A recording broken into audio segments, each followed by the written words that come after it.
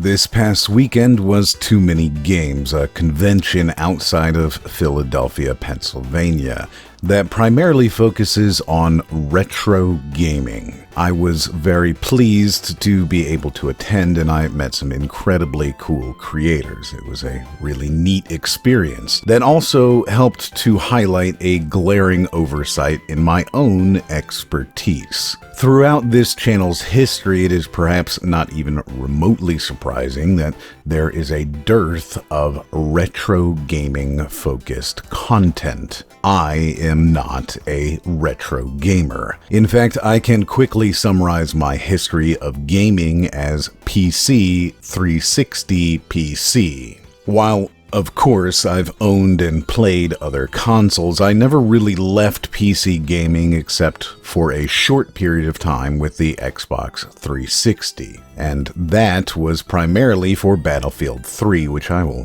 happily argue is one of the best multiplayer experiences ever. However, surrounded by creators and fans digging through boxes of old game cartridges on sale, 5 for $10, and getting actually excited and pumped up for a game they remember from their childhood has me thinking about how retro games affect us. Obviously, there's the nostalgia effect. Yes, people like things that they already liked. That's why cigarette companies try to hook kids early, why Hollywood keeps introducing live-action versions of cartoons from 30 years ago, and why a game company will take an original IP and change it slightly to fit within an already existing franchise. Super Mario Bros. 2 is a great example of this, but there's also Prey, the 2017 version of which only became a Prey title after Prey 2, the sequel to the 2006 Prey,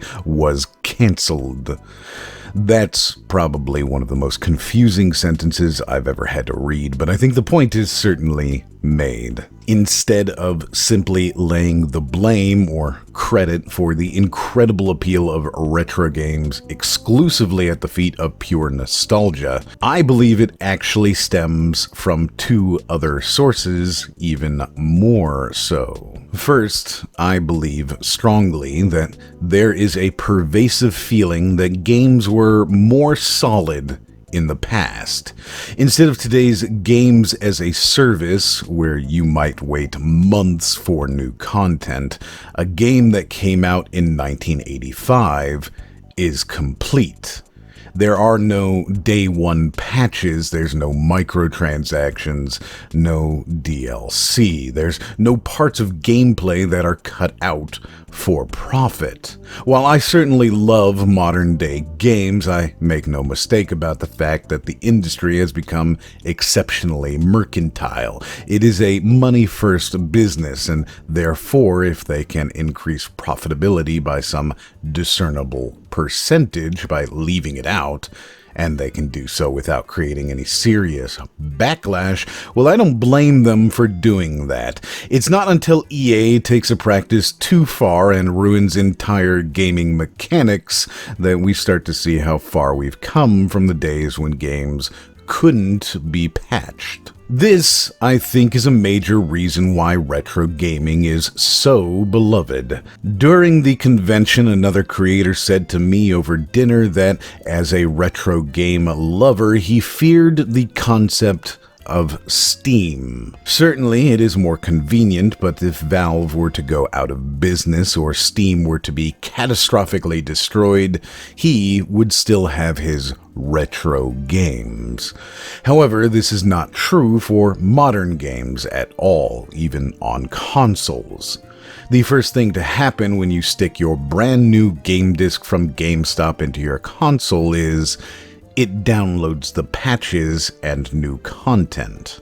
Why? Because game developers today no longer feel the need to deliver a completed product. They can fix it in post, deliver a patch, and expect that most of their customers will receive those updates without ever realizing how broken the on-disc game really is. I completely understand and respect the want for physical products, but the sad thing is that today you're simply buying a digital code in a box for most of these games.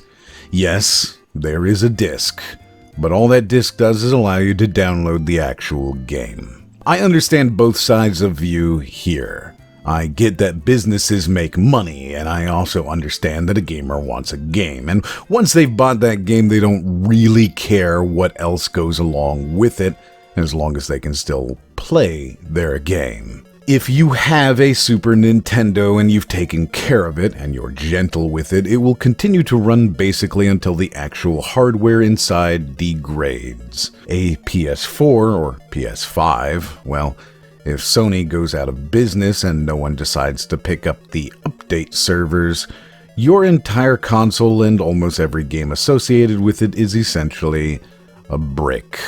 The second reason I believe that retro gaming is popular outside of nostalgia and the fact that games were more or less complete upon delivery is the idea that games were harder, and this is unequivocally true. Games were designed in a different way, unsurprisingly. It was at one time the industry standard to develop games to be hard, to be difficult and take a long time to beat. There wasn't even any save games for a lot of these older games. Maybe there was a code that would let you skip a few levels, but in general, the idea was that only the dedicated few would ever see the final levels. Only the most hardcore would even get to make an attempt at beating the final boss. This type of difficulty has over the years been sanded away by most modern games. Both business and taste has led designers to focus on the lowest common denominator, making a game as accessible as possible. This argument, of course, is not something I particularly disagree with. I actually see no problem in making a game more accessible. The easy mode debate ends for me with, well, why not have one? However, there are certainly many gamers who disagree with that. They believe that games should be hard, and there's something viscerally appealing to them in a game that was coded to steal quarters away from you. These are the hardest games you can play, and mastering them is something worthwhile. Of course, it could also always just be the fact that they want to look cool talking about games from 1985. Is there a third option? Do you disagree with me? I'd love to hear more about it. Leave me a comment. Let's chat. I'd honestly like to know what drives you to enjoy retro gaming, or even what drives you away from it. If you'd like to watch another video, you can do that right now. And as always, we'll see you on the next one.